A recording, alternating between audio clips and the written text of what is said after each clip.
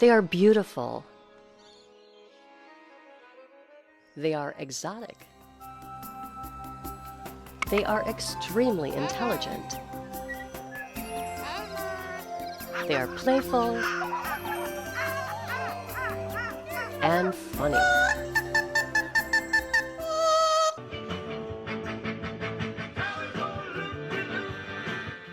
No wonder people want them as pets. But when you see these parrots in cute videos, you need to realize that this is just a snapshot of a lifespan that can last 50 to 80 years. If you really feel you would like to take a parrot home, you must ask yourself some very important questions. Can you provide a nurturing and healthy environment for a creature that will most likely outlive you? Can you spend a significant amount of time every day with your bird? Because if you can't, your parrot may begin screaming, or biting, or develop other neurotic habits that could eventually lead to physical harm to itself, or to you.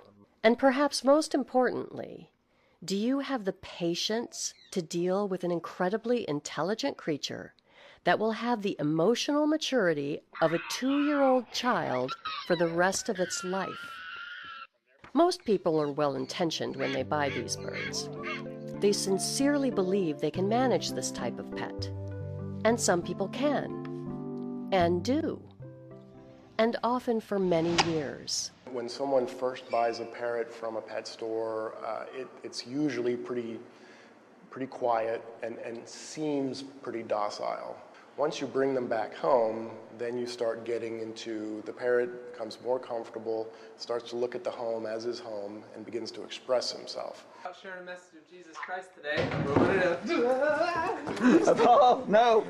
Because a parrot has such a long life and is so sensitive to change, many experts believe that parrots should never be used as pets. I don't want to make it seem like parrots never have good relationships with humans.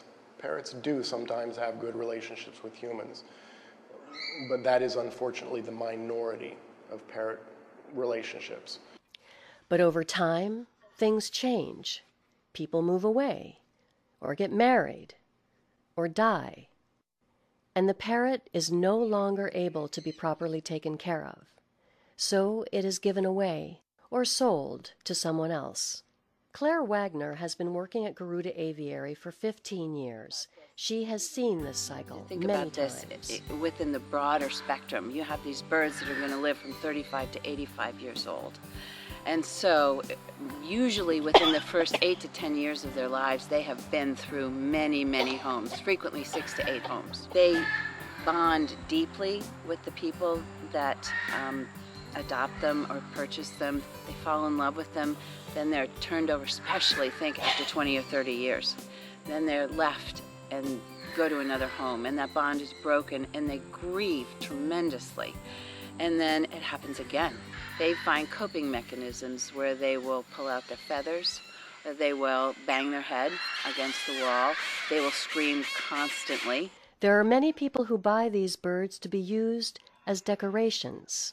Anna is one of our blue and gold macaws, and when she was brought to Garuda Aviary, she was in ghastly shape. She was kept by an orthodontist, and this orthodontist bought her simply as a decoration. He kept her in a cage too small for her to spread her wings for 26 years. Every time you buy an exotic bird, you are sending a signal to the bird trade that there is money to be made in capturing and breeding and selling these intelligent creatures. This is a brutal and terrible process. One of our blue and gold macaws was poached in the wild. Generally what that entails is that the poachers will destroy the nest because they want to kill the adults, the parents, so that they don't stop the poachers from taking the young. The young will be brought out of the nest. Often they will have things done to them like pinioned, which is where a tendon in the wrist is cut to keep them from ever flying again. Those parrots will be stuffed into PVC tubes, and those PVC tubes will be stuffed into suitcases.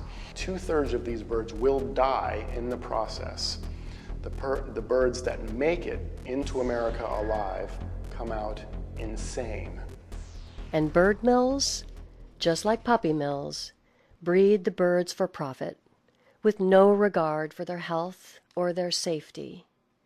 In addition, when you keep a bird at home in a cage, you must remember that birds are flock animals. They need to be around other birds to be happiest. Parrots fly miles and miles and miles in big flocks. They're never by themselves. They, look out for each other. They look for food together, and this is the life that they had. And then they're brought into somebody's home where they're put in a cage. No matter how big the cage is, they're never going to fly for miles and miles and miles. As this cycle goes on and on and on and on, and they deteriorate from, the constant losing of their loved ones and depressions and bad habits, they become less and less and less desirable as pets. And eventually, some of them become a little mad, a little crazy. So we specialize in that particular kind of bird. We at Garuda Aviary would like people to stop buying birds as pets. As we have illustrated, a parrot has such a long life, most people will not be able to provide a stable home for a creature that will outlive them. Also, parrots need to be with a flock to be truly happy. They need to fly, to be with other birds, and to find mates.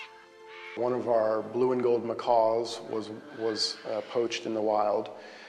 Now I have a bird who is well adjusted. He has found a mate with us, a lifelong mate, and that is an extraordinary wonder. He is bonded with a female macaw named Jade, and they love each other. I have avian vets come in to look at the facility. They could not believe Harry was wild caught. As long as we want to have parrots as pets, there will continue to be illegal captures in the wild, which kill more birds than capture them. And of course, there will be bird mills. Almost every day we receive calls from people asking us to take their exotic birds. We do what we can, but we can't take them all. Most of the birds that come to us are traumatized in some way. At first they are fearful or aggressive, and they are all very anxious. We give them time and lots of tender, loving care, and of course treats and toys. And in time, they do begin to relax. Then slowly we begin the process of flocking them. We start by carefully introducing them to the other birds in our flock. As they are exposed to the other birds, they begin to learn or relearn how to socialize with them, and are then led into our outside aviary. For some of these birds, this will be the first time in their lives that they have seen the sky, or breathed fresh air, or felt the sun on their feathers. In the flock, they make friendships. They fly, they squabble, and they play, just like they do in the wild. They have found a permanent home here with us, and they will never be sent away again. Caring for these birds is expensive. They require a healthy diet, specialized veterinarian care, and toys. Lots of toys, which they shred almost immediately. Someday also, we hope to build a larger aviary to give our birds more room to fly. But we need your financial help to do all this. We rely exclusively on the generosity of our donors. Your donation will help provide comfort and safety to these animals who have known only suffering. You will make a difference.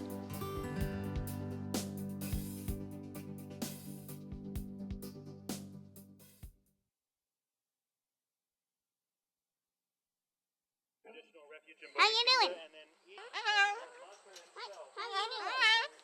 How you doing?